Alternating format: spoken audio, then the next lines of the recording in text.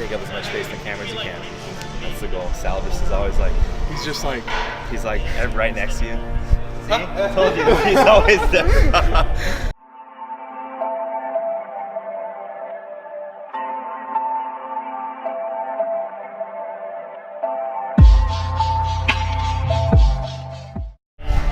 What's going on, guys? It's David. We're going to be doing another very detailed squat video for you today.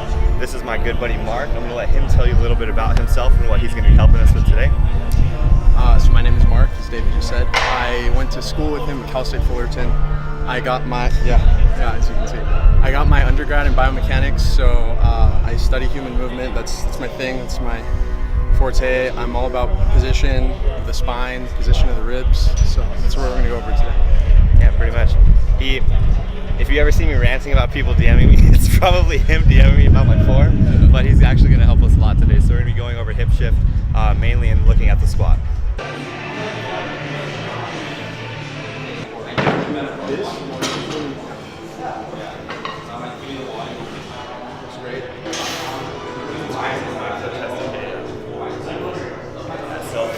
We're going to, just got really quiet, real quick, we're going to demonstrate a hip shift. There's two types that we want to address. One is where you're initially shifted to one side, either right side or left side, and then the other one where instead of being directly in the middle at the bottom, you're off to one side a little bit. Off to one side. So let's go top first. So if I'm here at the top. So if you're here at the top, typically what the issue tends to be is that there's somewhat of like misalignment through here. That's why you favor one leg more.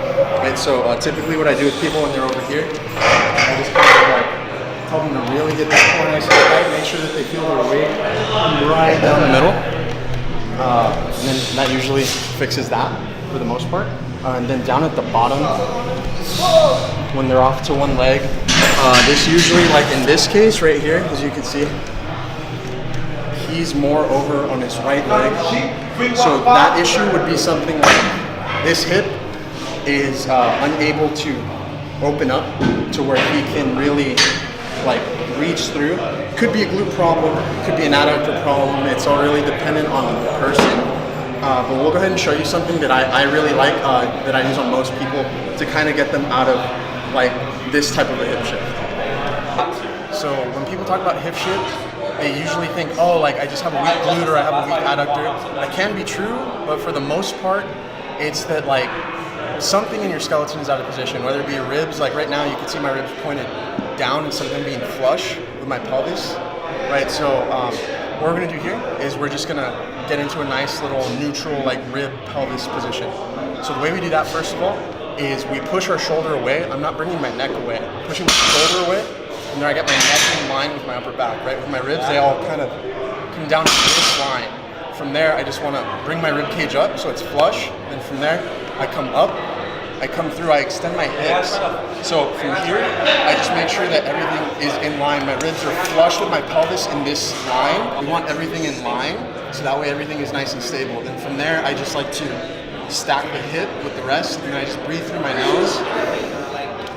Breathing into here, I breathe out. I try and think of like breathing into a balloon. Then I breathe back in.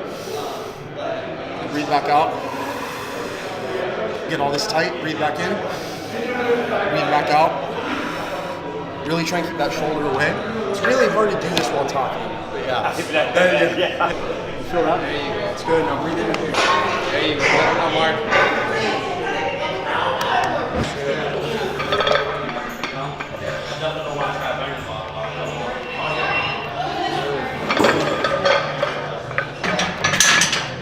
The theme of today seems like not so much mobility, but really activation of everything in your core and hips. So if you have some hip shift, if you have some asymmetry, pretty much what I feel like the focus is of today is not stretching, not loosening up this with the ball. It's really making sure everything is active, but it's knowing what to activate and how to do it. That's really gonna help you. So we're gonna show you a couple more tricks on what to actually activate and how to fix your hip shift a little bit.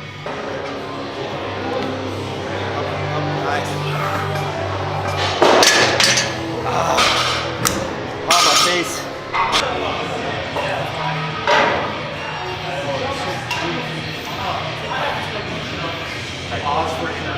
Okay, So this corrective exercise is for when you have a shift at the bottom. This is a really great way to work on like the posterior oblique sling. What that just means is it's a sling that runs basically from one arm into the opposite leg. And the way we're gonna attack that is super simple. We're just gonna drop down into a split squat stance, or like a half. Split squat? Yeah, split squat. And then from there, all I want you to do is reach out with this pinky. Like keep your shoulder down, reach out. And from there, I just want you to make sure you have a slight posterior tilt of the pelvis, so that way the pelvis and the rib cage are aligned. And then from there, all we're gonna do, reach. And then from there, what we're gonna do is we're gonna stand up, but we're not gonna let the knee in or buckle out. We're gonna keep it in this line. We're gonna keep that pelvis pointed forward. So go bring it up. And then when it comes down, remember, posterior tilt. Right, so keep these lines parallel. Right now you're doing like this. Close them up. Get all this tight. There. Go from there. Good. Good. When you come up, go back up, come back down. Good. This is a great way to light up the adductor and kind of keep the pelvis in a more stable position. It's a lot harder than it looks. If you're doing it properly, that's really hard. We call this Jesus reps, all right? Full Jesus reps, hashtag Jesus reps. Remember that. We might die here. No. But we have to say, I have to say why I'm doing this weight. This is what, 440? Yeah. So Clayton behind the camera, his 1 rep max is 435. So this is to make him start powerlifting again. Let's make America great again. Yes. And strong. Strong and young.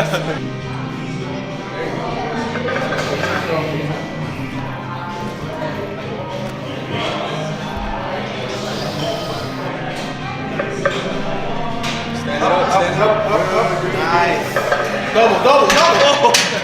Nope. I'm solid. Yeah, so my name's Richard. I'm one of the owners of Ironclub Strength Complex, also the Ironclub brand. If you guys have heard of us, we're really known for our liquid chalk and our barrel, and an amazing gym environment located right here in Garden Grove, California. If you ever want to stop by, we're open for day passes. It's 11258 Monarch Street, Suite E and F in Garden Grove, California. Thanks again for coming by. Thank you, Rich. Thank you for the PR. Son, come here.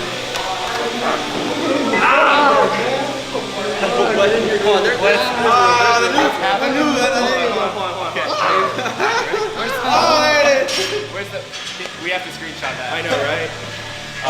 So again, thanks for joining today, guys. I know I learned a lot. It was kind of humbling.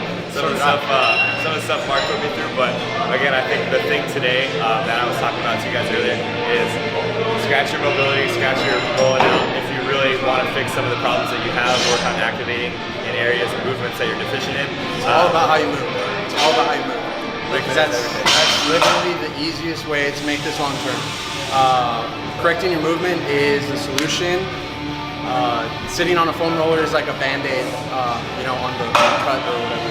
So Yeah, no, it's super good. So again, if you guys want to find me and more information, I give out nutrition training advice on Instagram, David T. Fisher. Mark's is, what is yours? I am Park Perez. So Mark Perez, just switch the first letters around. Anyways. But again, thanks for watching, guys. I'll see you in the next video.